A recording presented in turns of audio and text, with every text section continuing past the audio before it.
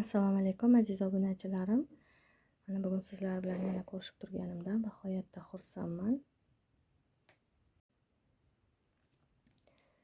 Mana bu ko'rib turganingiz Xoyani detkachasi.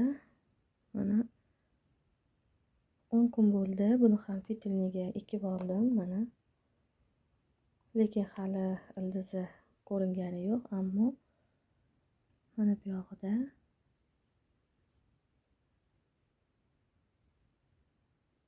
mana kichkina niholcha yana o'sib boshlabdi, shoxlab.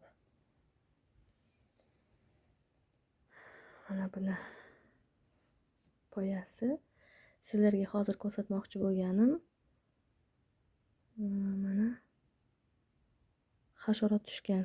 Barg qo'ltig'iga hasharot tushgan. E'tibor berayotgan bo'lsangiz, xoyalarni sevimli hasharoti. Mana shunaqa oq hasharot yopishib oladi. Bu hasharot adenium gullarida ham bo'ladi.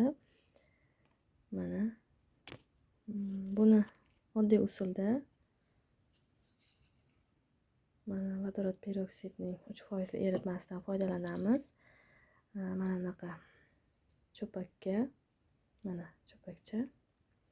O'shanda cho'pakchani uchiga paxtani o'rab olib, buni yaxshilab tozalab olamiz.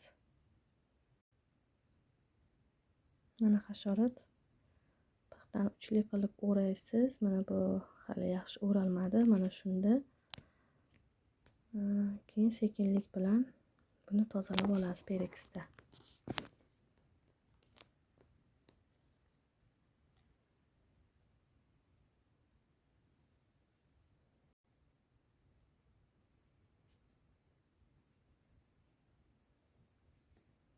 Mana uchli qilib, iloji boricha uchli qilib o'rab olishingiz kerak, ingichka qilib va mana shu hasharotni yaxshilab shunda artib olish kerak. 2-3 kun kuzatasiz va mana shu yeriga, faqat mana shunaqa barg qo'ltig'iga, barglarga sepsangiz ham hech narsa qilmaydi, aktara sepib tashlasangiz bo'ladi. Juda ham xavfli hasharot emas, lekin ko'payib ketgandan keyin o'simlikni o'sishdan to'xtatadi.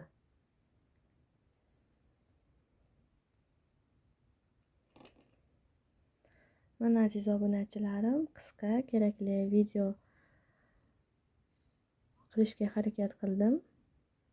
Bunaqa hasharot boshqa gullarda ham uchraydi. Asosan o'sma gullarda va boshqa xil gullarda ham uchrab turadi. Aytib o'tganimdek, adenium gullarini ham sevimli hasharot hisoblanadi. Muchnesniy servis deyiladi bu.